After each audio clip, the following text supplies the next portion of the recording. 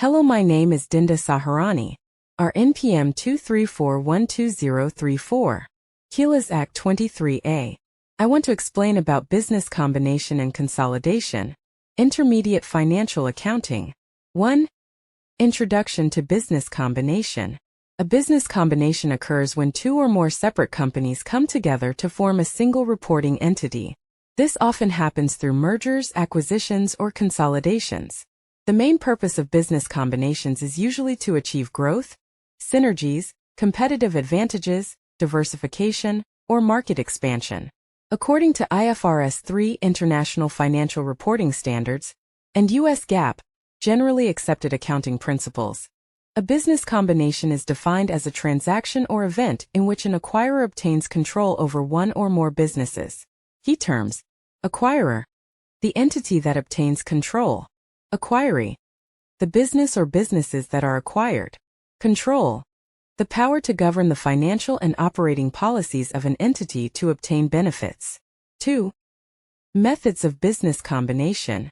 There are several methods by which companies combine, including merger. A merger is when two or more companies combine to form a single new company. Typically, the combining companies are roughly equal in size and agree to unite voluntarily. B. Acquisition.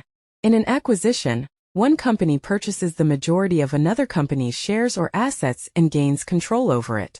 The acquired company may continue to exist legally or may be absorbed. C.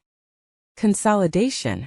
Consolidation occurs when two or more companies combine to form a completely new entity. In this case, the original company ceased to exist, and a new company is created. 3. Accounting for business combinations.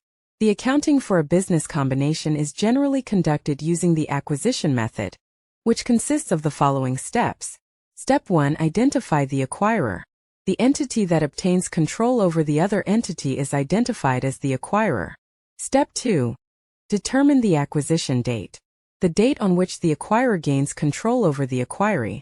Step 3. Recognize and measure the identifiable assets acquired and liabilities assumed. The assets and liabilities of the acquiree must be recognized at their fair values on the acquisition date. Step 4. Recognize and measure goodwill or gain from a bargain purchase. Goodwill arises when the consideration transferred exceeds the net fair value of the identifiable assets and liabilities.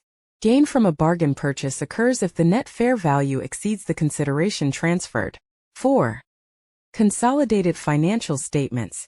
Consolidated financial statements are financial statements that present the assets, liabilities, equity, income, expenses, and cash flows of a parent company and its subsidiaries as if they were a single economic entity. Key concepts in consolidation. Parent, an entity that controls one or more subsidiaries. Subsidiary, an entity that is controlled by another entity, the parent. Main objectives: to provide a comprehensive overview of the financial position and performance of the entire group, to eliminate intragroup transactions, balances, income, and expenses to avoid overstatement.